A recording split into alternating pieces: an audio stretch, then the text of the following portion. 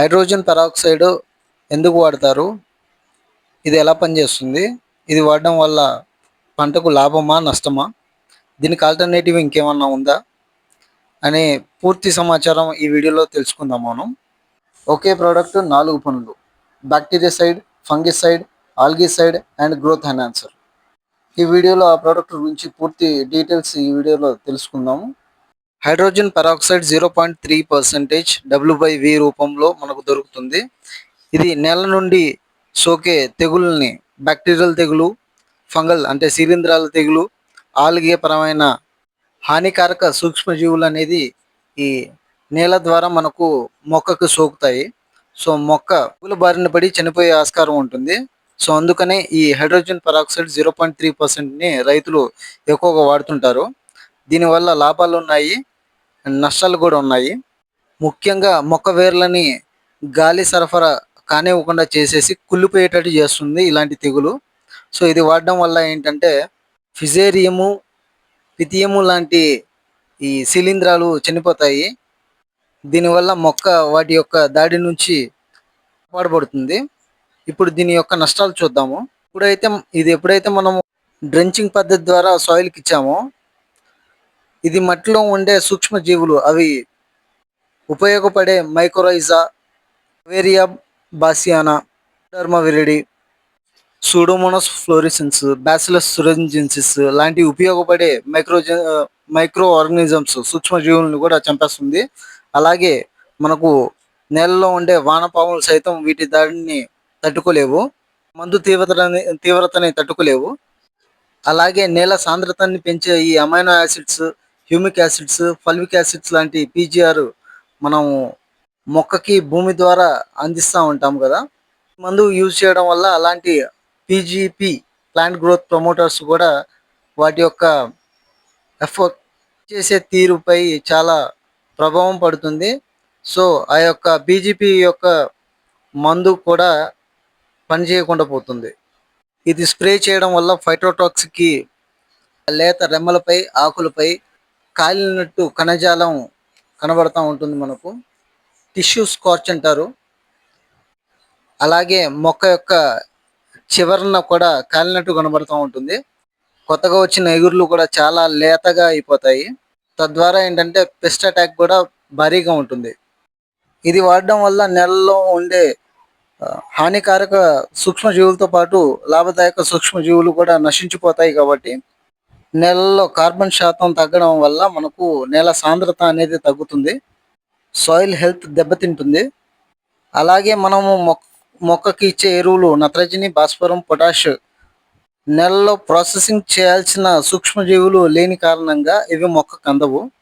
Nitrogen solubilising bacteria, phosphorus solubilising bacteria and potassium solubilising bacteria, ఈ మూడు మనకు NPK కన్సోర్టియంలో ఉంటాయి. వీటిని మనం కల్చర్ చేసి మనం నేలకు అనేది అందించాల్సి ఉంటుంది. సో ఈ బ్యాక్టీరియాస్ లేని కారణంగా మనకు ఈ మొక్కలకి ఈ పోషకాలు అనేది అందవు. తద్వారా మనకు భారీ నష్టం అనేది అధిక పెట్టుబడి రూపంలో మనకు వస్తుంది. ఇది కేవలం నేల ద్వారా వచ్చే శిలీంధ్రాలు వాటి యొక్క ఉధృతి ఎక్కువ అయితే మాత్రమే వాడాల్సిందిగా మనవి. ఈ హైడ్రోజన్ పెరాక్సైడ్ లిక్విడ్ని మనము ఫిష్ హైడ్రాలిసిస్లో కానీ, హ్యూమిక్ యాసిడ్లో కానీ, ఫల్విక్ యాసిడ్లో కానీ, మొలాసిస్ లాంటి ఈ ఆర్గానిక్ కార్బన్ని పెంచే ఏవైతే కెమికల్స్ ఉంటాయో, ఆర్గానిక్ ఫెర్టిలైజర్స్ ఉంటాయో వాటితో కలిపి మనం వాడకూడదు. వాటి యొక్క పనితీరు మారిపోతుంది. వాటి యొక్క పనిచేసే ప్రభావాన్ని ఇది గణనీయంగా తగ్గిస్తుంది. అలాగే ఈ biological and microbial beneficial bacteria and fungus అంటే మనకు బ్యాసిలస్ తురింజిన్స్ లాంటివి, మైకోరైజా లాంటివి, ట్రైకోడర్మా లాంటివి వీటితో కూడా కలిపి వాడకూడదు. ఎందుకంటే ఇది వాటిని చంపేస్తుంది. ఇది ఏ రకమైన పురుగు మందుతో కానీ, చీలేటెడ్ మైక్రోన్యూట్రియంట్స్తో కానీ వాడకూడదు. ఒకవేళ వాడితే ఆ యొక్క పురుగు మందుల మాలిక్యులర్ స్ట్రక్చర్ అనేది చేంజ్ అయిపోయి మీ మొక్క మీద ఫైటోటాక్సిక్గా మారే ప్రమాదం ఉంది. దీని ద్వారా మొక్కలు కాలిపోయే ఛాన్సెస్ చాలా ఎక్కువగా ఉన్నాయి. హైడ్రోజన్ పెరాక్సైడ్కి ఆల్టర్నేటివ్గా మనము వ్యవసాయంలో పెరాసిటిక్ యాసిడ్ 10%ని వాడుకోవచ్చు. దీనివల్ల మనకు ఉపయోగాలు ఎక్కువ ఉన్నాయి, నష్టాలు చాలా తక్కువ ఉన్నాయి. అవి కూడా ఈ వీడియోలో డిస్కస్ చేద్దాం.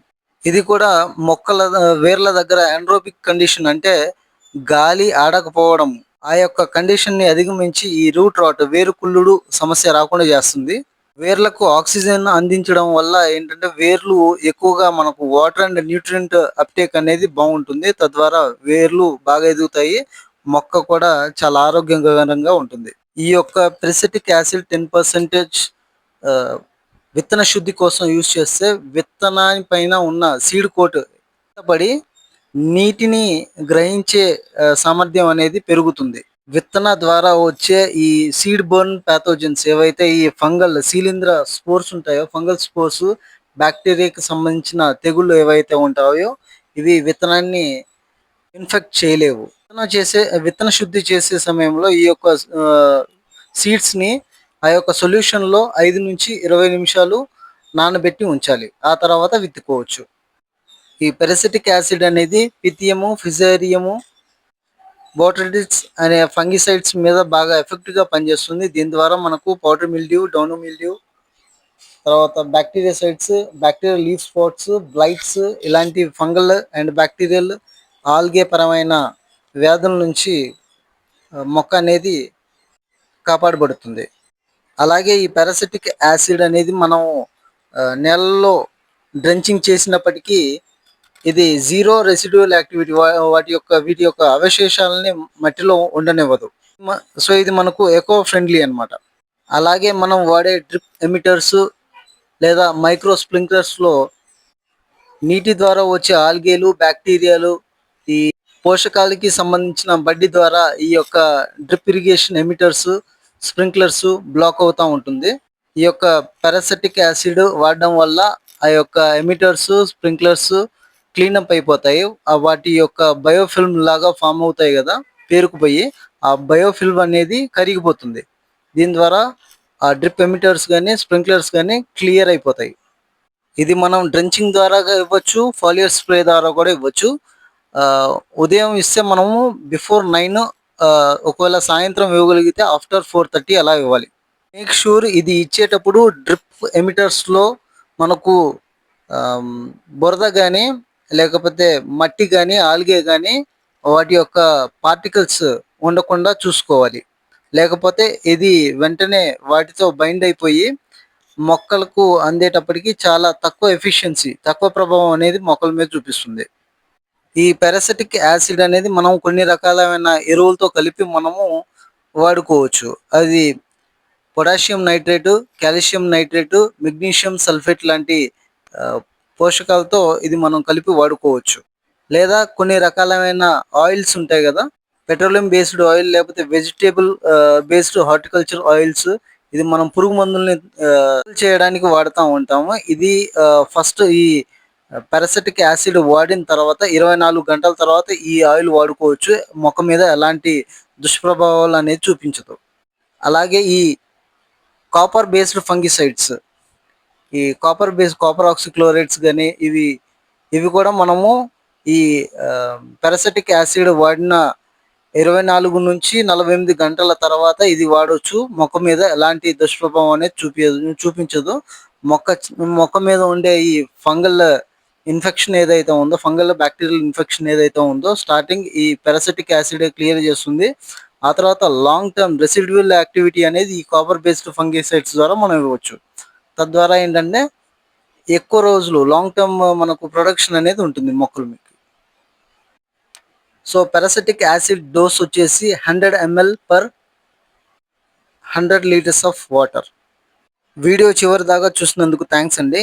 ఇంకేదైనా సలహాలు కావాలి అనుకుంటే నాకు డైరెక్ట్ కాల్ చేయవచ్చు. నా నెంబర్ 9530060109. ఈ వీడియో నచ్చితే లైక్ చేసి షేర్ చేయండి. నెక్స్ట్ ఏ టాపిక్ మీద వీడియో కావాలో కామెంట్ చేయండి. ఇలాంటి ఇన్ఫర్మేషన్ కోసం మన ఆర్కే రైతు మిత్ర ఛానల్ని సబ్స్క్రైబ్ చేసి బెల్ ఐకాన్పై క్లిక్ చేయండి.